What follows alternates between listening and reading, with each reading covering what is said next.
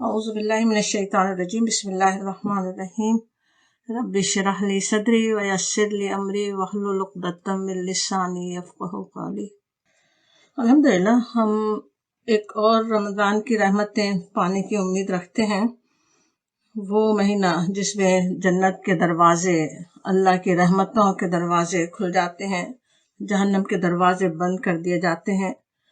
نزول قرآن انسانوں پر الرحمن الرحیم آقا کی سب سے بڑی نعمت ہے، جیسے سورہ رحمان میں آتا ہے الرحمن علم القرآن خلق الانسان۔ انسان کی خلق کا ذکر بعد میں ہے۔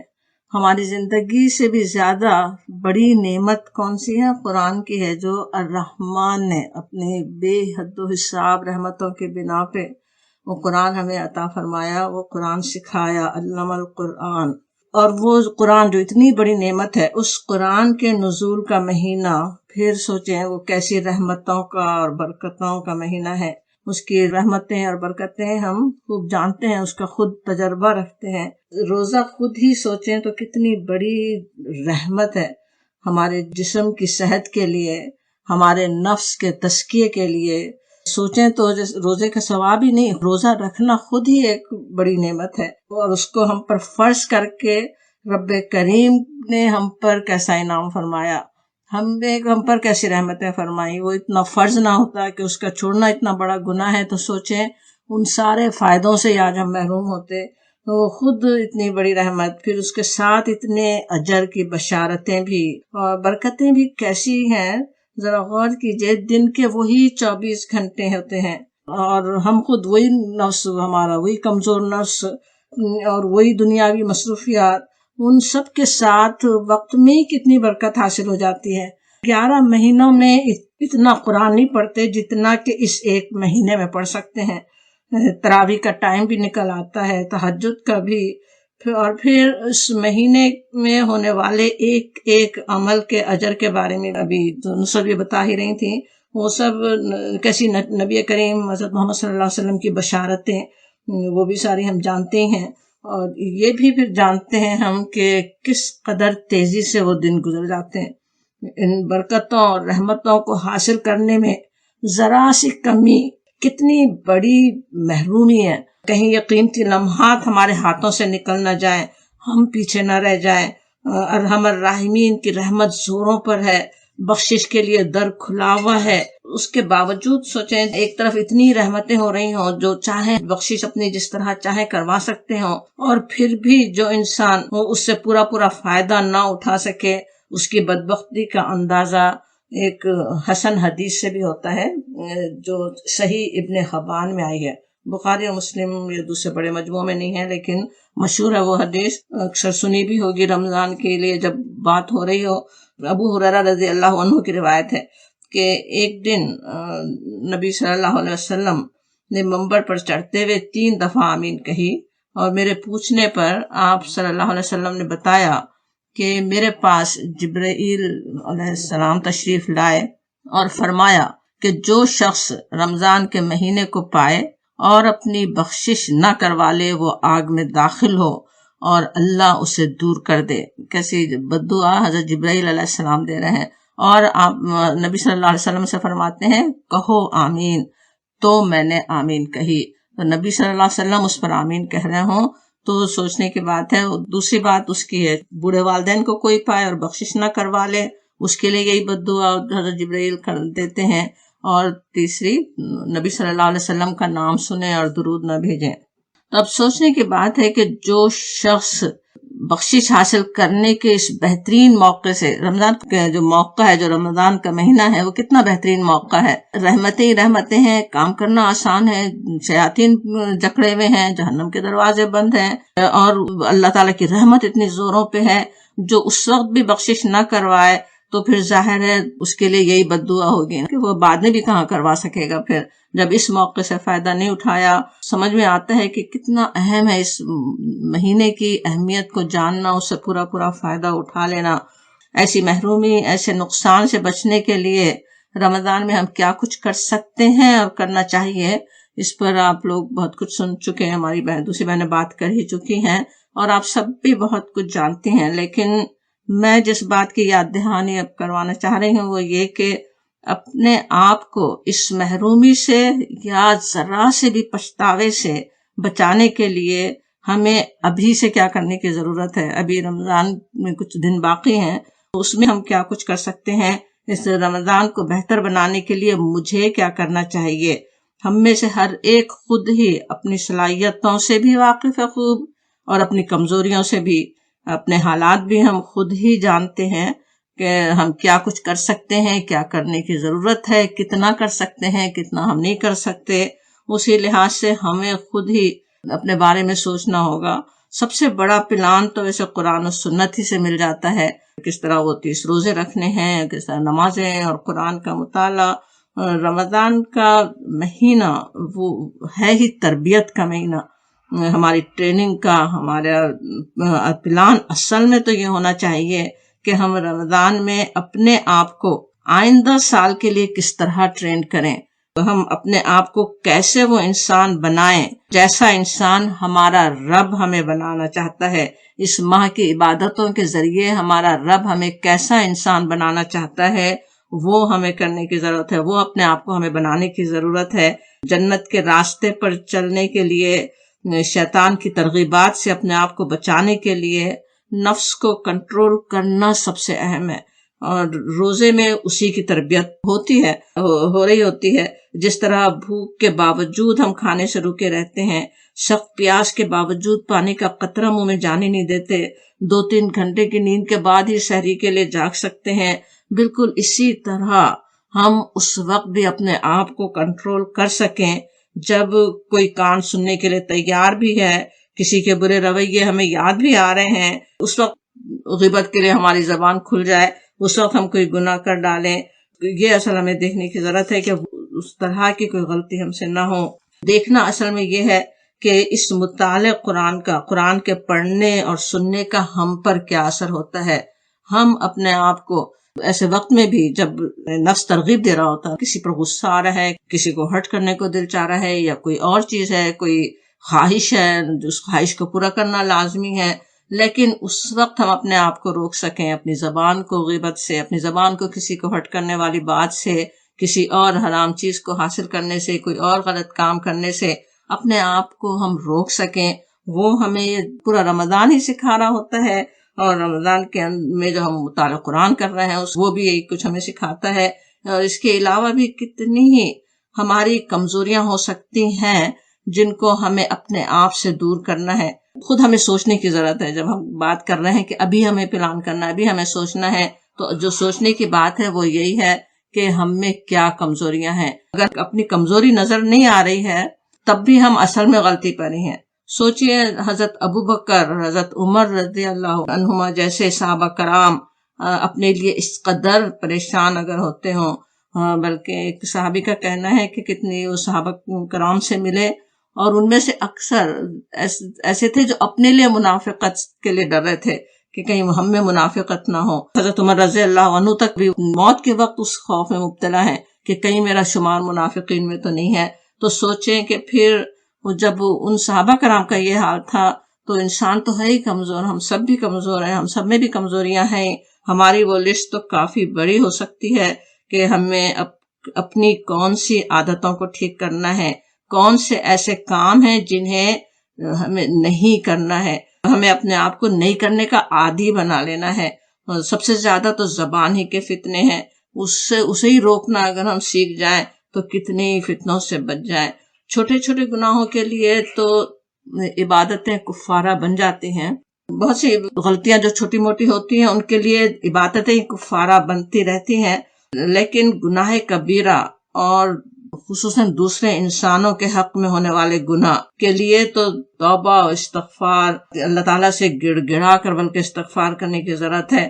اس بات کو کسی نے بڑی اچھی مثال سے بھی سمجھایا کہ ایک برتن میں بہت سے سوراخ ہوں، آپ اس میں کتنا ہی پانی ڈالیں اس سے کیا حاصل ہو سکتا ہے.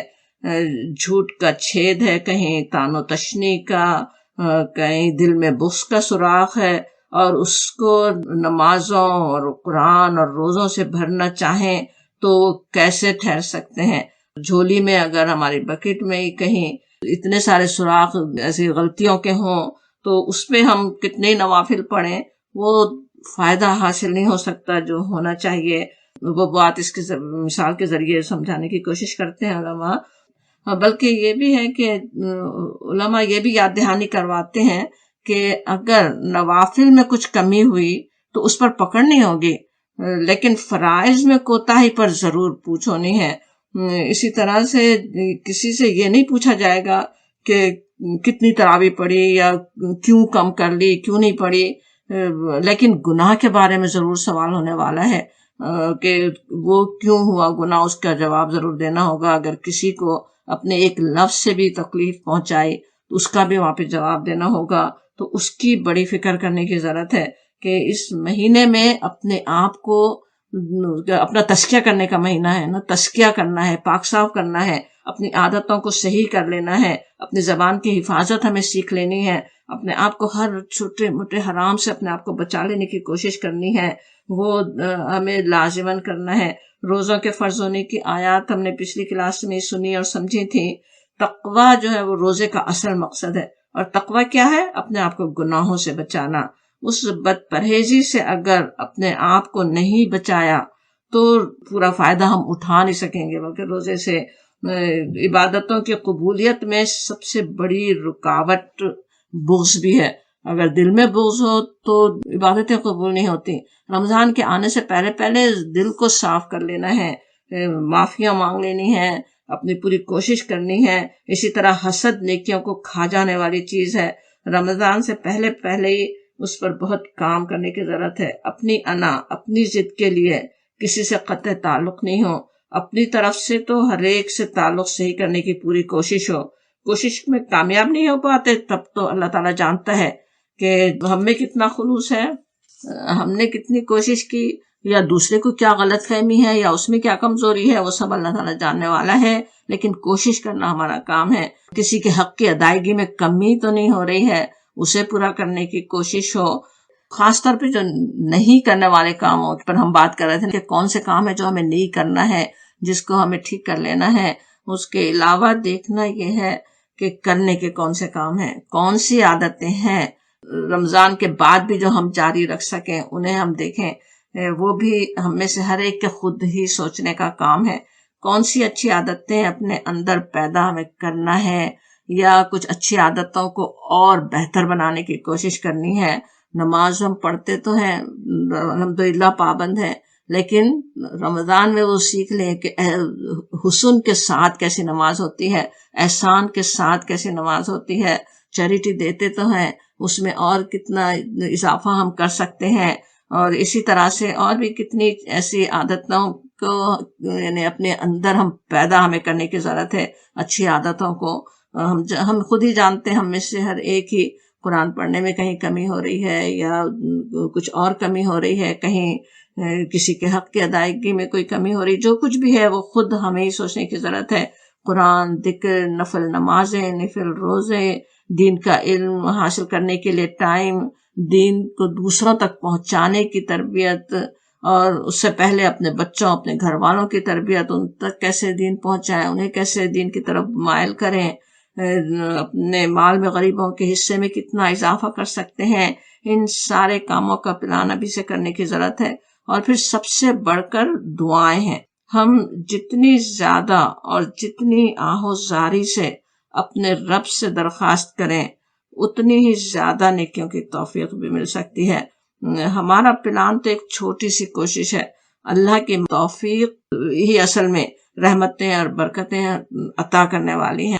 بلکہ ہمارا پلان ہے کیا؟ اصل میں تو ہماری نیت ہے.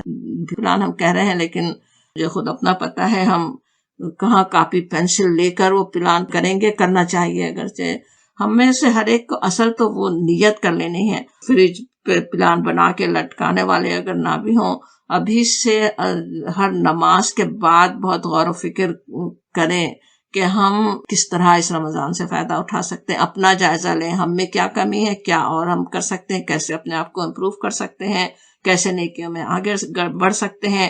اور اس کے لیے دعائیں، کہ دعا اصل سمجھیں کہ وہ ہماری نیت ہوگی نا. انشاءاللہ تعالیٰ کہ وہ ہمارا پلان، وہ ہماری نیت ہے. ہر کام جو ہمیں کرنا ہے اس کے لیے دعا، اے اللہ ہمیں اس کی توفیق دے دیں، ہم اس کے اپنے نوافل میں اتنا اضافہ کر لیں. یا اللہ ہمیں توفیق دے دیں ہم اپنی زبان کی مکمل حفاظت کر سکیں. یا اللہ ہمیں توفیق دے دیں کہ ہم اپنے آپ کو غفلتوں سے روک سکیں، ہم لغو میں اپنے اوقات کو ضائع کرنے والے نہ ہوں انشاءاللہ تعالیٰ.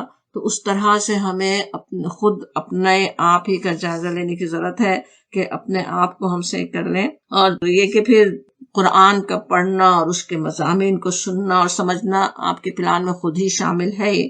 تو اس لیے اس کے بارے میں ابھی زیادہ بات نہیں کی ہے کہ آپ جانتے ہیں اہمیت، کچھ اہمیت ابھی ہماری بہن نے بتائی بھی. اگرچہ سب سے اہم چیز ہے نا، قرآن ہی تو اصل ہدایت اور روشنی اور ہماری رہنمائی کرنے والی ہے کتاب ہے. انشاءاللہ ہم اس سے پورا فائدہ اٹھانے والے ہوں. پورے قرآن کو سننے اور سنانے کا پلان کوئی معمولی بات نہیں ہے. ذرا تصور کیجئے وہ کیسا دور قرآن تھا جو نبی کریم حضرت محمد صلی اللہ علیہ وسلم اور جبرائیل علیہ السلام ہر سال کرتے تھے. اور اس دور قرآن کا اثر بھی نبی صلی اللہ علیہ وسلم پر کیا ہوتا تھا. صحابہ کرام کے الفاظ میں آپ صلی اللہ علیہ وسلم کے عمل میں آپ کی سخاوت میں خیر پہنچانے والی ہوا سے بھی زیادہ تیزی آ جاتی تھی. آپ روزانہ جبرائیل سے مل رہے ہیں، روزانہ قرآن سن رہے ہیں، سنا رہے ہیں. لوگوں کو، آپ کے ساتھ رہنے والوں کو صاف نظر آتا تھا کہ اس کا اثر آپ پہ کیا ہو رہا ہے. آپ کی نیکیاں بڑھ رہی ہیں، آپ دوسروں کے لیے خیر کا باعث ہیں. نبی صلی اللہ علیہ وسلم تو پہلے ہی کوئی کمی نہیں تھی، لیکن اس میں اور اضافہ آپ کا ہو جاتا تھا. تو پھر ہم سوچنے کی ضرورت ہے کہ روزانہ گھنٹے 2 گھنٹے قرآن کے مطالعے میں لگانا انشاءاللہ ہمارے اعمال نامے میں بہت کچھ نیکیوں کے اضافے کا باعث ہوگا بھی. اور پھر رمضان میں ہونے والی نیکی اور اس کا پھر کئی گنا اجر بھی. تو رمضان والی میں نیکی کریں تو اس کا کتنا اجر بڑھ سکتا ہے. لیکن سوچنے کی بات یہ ہے کہ ہم رمضان میں خواہ کتنی ہی نیکیاں کما لیں، لیکن پھر اس کے اثرات اگر ہم پر باقی نہ رہیں، ہم رمضان سے پہلے جہاں تھے بعد میں بھی اگر وہیں رہیں، تو پھر کیسی بد نصیبی کی بات ہے. بالکل وہی مثال جو قرآن میں ایک عورت کی دی گئی کہ جو محنت سے سود کاٹتی ہے اور پھر سارا ادھر ڈالے، جیسے کچھ اس کو حاصل ہی نہیں ہوا، خود ہی سے ضائع کر دے اس کو. اسی بات کو کسی نے ایک اور بہترین مثال سے بھی سمجھایا کہ جیسے ریس کے دوران کسی پوائنٹ پر کوئی کتنا ہی آگے بڑھ گیا ہو، ہوتا ہے نا جب ریس ہو رہی ہو تو کسی وقت جب ریس شروع ہوتی کوئی سب سے آگے نکلا ہوا ہے یا درمیان میں، لیکن آخر میں جب اس کے جو اینڈ پوائنٹ پہ جا کر جو سب سے آگے تھا وہی کامیاب ہوتا ہے. تو اسی طرح ہمیں سوچنے کی ضرورت ہے کہ ہمیں بھی اپنے رب کے پاس اس بہترین عبادت کی حالت میں بہترین اعمال کے ساتھ پہنچنے کی ضرورت ہے. آج تو ہم نے نیکی کا معیار بہت بلند کر لیا ایک مہینے کے لیے، عید کے دن ہی وہ ایک دم نیچے آ گیا. اور دوسرے رمضان بھی کس کو ملتا ہے کچھ نہیں پتا ہے. کتنا ہم اپنے آپ کو ٹھیک کر سکتے ہیں، وہ کتنی بدنصیبی کی بات ہے کہ وہ پورا فائدہ ہی پھر حاصل نہیں ہوا. انشاءاللہ عمل نامے میں موجود رہیں گے. اللہ تعالیٰ ایک ایک عمل کا حساب دینے والا ہے. لیکن اگر نیکیوں میں پیچھے ہی چلے گئے، آخر وقت میں اگر ہم نیکیوں میں پیچھے رہے تو کتنا نقصان ہو سکتا ہے، وہ اصل سوچنے کی ضرورت ہے. ہمارا جیسے فوکس، ہمارا گول یہ ہونا چاہیے کہ رمضان کے بعد ہم لازماً کچھ تبدیل ہو چکے ہوں، پچھلے سارے گناہوں کو صرف دھو ہی نہیں لیا ہو. خوشخبری ہے نبی صلی اللہ علیہ وسلم کی طرف سے بشارت ہے کہ اگر ایمان اور احتساب کے ساتھ جس نے روزے رکھے اس کے سارے پچھلے گناہ معاف ہو سکتے ہیں، پچھلے سال کے گناہ معاف ہو سکتے ہیں. اور اسی طرح سے قیام کے لیے جو کھڑا رہا اس کے گناہوں کی معافی کی آپ نے امید دلائی، تو وہ گناہ تو ہم معاف کروا لیں. لیکن پھر واپس اگر اسی طرح گناہ کرنا شروع ہو جائے تو کیسی یعنی بدنصیبی کی بات ہے. تو وہ ہمیں اصل سمجھنا ہے کہ ہم آگے بھی اس کا فائدہ اٹھانے والے ہوں. اور اصل میں تو بات یہ ہے کہ ہماری ہر عبادت جو بھی ہم کرتے ہیں، جو ریچولز جو ہم کرتے ہیں، چاہے وہ نماز ہو، حج ہو، روزہ ہو، وہ سب یہ ساری عبادتیں ہمیں اپنی پوری زندگی میں اللہ کی عبادت کرنے کے لیے تیار کرنے کے لیے. پوری زندگی اصل عبادت ہے نا، پوری زندگی میں اصل عبادت کرنا ہے. اور یہ عبادتیں اللہ نے ہمیں سکھائی اس لیے کہ ہم اپنی پوری زندگی میں عبادت کر سکیں. وہ عبادت کے لیے اپنے آپ کو تیار کرنے کی ضرورت ہے. ہمیں خود اپنے آپ کو ٹرین کرنے کی ضرورت ہے. ہماری نماز اگر ہمیں برائیوں سے نہیں روکتی تو نماز کا اصل فائدہ ہم نہیں اٹھا رہے ہیں. رمضان کا روزہ ہی نہیں، پورے دن کا اسکیجول ہی رمضان میں ایسا بن جاتا ہے جس میں تقوی اور صبر کی زبردست ٹریننگ ہو رہی ہوتی ہے. تقوی وہ صفت ہے جس کے رکھنے والے متقین ہی کے لیے جنت تیار کی گئی، اور صبر کی اہمیت پر تو پورے ایک لیکچر کی الگ سے ضرورت ہے. لیکن اس کی اہمیت کے لیے ایک ہی بات یاد کر لیں کہ قرآن میں اکثر مقامات پر مومنوں کی صفات آتی ہیں، پھر جب ان کے لیے جنت کی نعمتوں کی بات آتی ہے تو کہا جاتا بما صبر، اپنے صبر کے بدلے میں، ان کے صبر کے بدلے میں وہاں انہیں جزا ملے گی. جب سخت گرمی کے دن میں بھی ہم اپنے آپ کو پانی کے گھونٹ سے روک سکتے ہیں، جب لمبے دنوں کے روزے میں کھانے کے ایک نوالے سے بھی ہم رک سکتے ہیں، تو اتنی طاقت، اتنا صبر تو ہم میں پیدا ہونا ہی چاہیے کہ دوسری شیطانی ترغیبات سے، دوسری ٹیمپٹیشن سے ہم اپنے آپ کو انشاءاللہ تعالیٰ بچا سکیں. اپنی آنکھوں کو غلط چیزیں دیکھنے سے، اپنی زبان کو غلط بات نکالنے سے روک سکیں. رمضان کے لمحات کے اتنے قیمتی، اتنے پریشس ہونے کا صحیح اندازہ کر کے ہم اس سے پورا فائدہ انشاءاللہ اٹھا لیں. اپنی قیمتی زندگی کے قیمتی لمحات کا بھی ہمیں اسی طرح خیال سے کرنے کی ضرورت ہے، وہ بھی اتنی ہی قیمتی ہیں. رمضان کا اصل مقصد تو یہی ہے کہ ہم ہر رمضان میں اپنے ایمان، اپنے تقوی، اپنے صبر میں لازماً آگے بڑھ جائیں. جیسے پہلے تھے اس سے اب آگے بڑھ جائیں، اور اسی طرح سوچیں ہر رمضان میں ہوتا رہے تو جب ہمارے اللہ تعالیٰ سے ملاقات کا وقت آئے تو کتنا اوپر پہنچ سکتے ہیں. تو اپنے آپ کو انشاءاللہ مومنین، متقین، مخلصین، محسنین بندوں میں شامل کرنے کی ہم پوری کوشش کرنے والے ہوں، اور اللہ تعالیٰ ہمیں وہ مقام بھی عطا فرمائے. اپنے رب سے ہم اپنے قلب سلیم کے ساتھ ملاقات کے لیے حاضر ہوں. جس طرح روزے میں اپنے آپ کو روکتے رہے تھے، پوری زندگی میں اسی طرح اپنے نفس کو ہر برائی سے روکتے رہیں. پھر آخرت میں وہ افطار کی خوشی حاصل ہو جائے کہ اب جو دل چاہے وہ مل سکتا ہے. اب کچھ اپنے آپ کو روکنے کی ضرورت نہیں ہے، کوئی خوف نہیں، کوئی حزن نہیں، کوئی پچھتاوا نہیں. انشاءاللہ اللہ تعالیٰ اپنی رحمت سے اس رمضان کو ہمارے سارے پچھلے رمضانوں سے زیادہ بہتر بنا دے، اور ہماری چھوٹی سی کوششوں کو اپنے فضل کے ساتھ قبول فرمائے. آمین یا رب العالمین. ایک بات کی وضاحت بھی ضروری ہے. ابھی ہم سمجھ رہے تھے ایک طرف بہت سے گناہ ہوں اور دوسری طرف نوافل پڑھ رہے ہوں تو وہ کس طرح سے قبول ہوں گی. علماء کی دی ہوئی مثالوں کے ذریعے ہم نے وہ بات سمجھی کہ ایسا نہیں ہو کہ بہت سے گناہ بھی ہوں اور ہم نوافل کی فکر کر رہے ہوں، یا اس کا لفظ کی یہ بات کہ آپ سے پوچھا نہیں جائے گا کہ وہ نفل کیوں چھوڑ دی یا وہ تراویح کتنی کم پڑی، لیکن گناہ کے بارے میں پوچھا جائے گا. وہ بات بالکل صحیح ہے، لیکن اس سے ہرگز یہ مقصود نہیں ہے کہ نوافل کی اہمیت کچھ کم ہے. ہمیں پتہ ہے کہ نوافل کے ذریعے ہی ایک مومن اللہ تعالیٰ کا قرب حاصل کرتا ہے. جتنی زیادہ نوافل پڑھیں اتنے ہی زیادہ اللہ کے قریب تر ہوتا چلا جاتا ہے. وہ بات بس سمجھائی اس لیے جاتی کہ ایسا نہیں ہو کہ گناہ چھوڑنے کی بالکل فکر نہ ہو، گناہ کبیرہ کا مسلسل عمل ہو رہا ہو، حرام کی آمدنی ہو، یا اخلاق انتہائی برے ہوں، دوسروں کو تکلیفیں پہنچا رہے ہوں، اور دوسری طرف بہت سی نیکیاں کرنے کی کوشش ہو رہی ہے، چھوٹی چھوٹی نیکیوں کی. اصل تقوی حاصل کرنے کا، اللہ کی رضا حاصل کرنے کا جو مقصد ہے، جو ہمارا گول ہے، اس کو حاصل کرنے کے لیے گناہوں کو چھوڑنا بھی بہت ضروری ہے. پہلا کام گناہوں کو چھوڑنا، غلطیوں سے بچنا اور نیکیوں میں آگے بڑھنا، اور زیادہ سے زیادہ بڑھنا. انشاءاللہ تعالی ہم اس رمضان میں بھی سیکھ سکیں. ربنا تقبل منا انک انت السمیع العلیم وتب علینا انک انت التواب الرحیم. وصلی اللہ تعالی علی خیر خلقہ وآلہ وصحبہ اجمعین برحمتک یا ارحم الراحمین.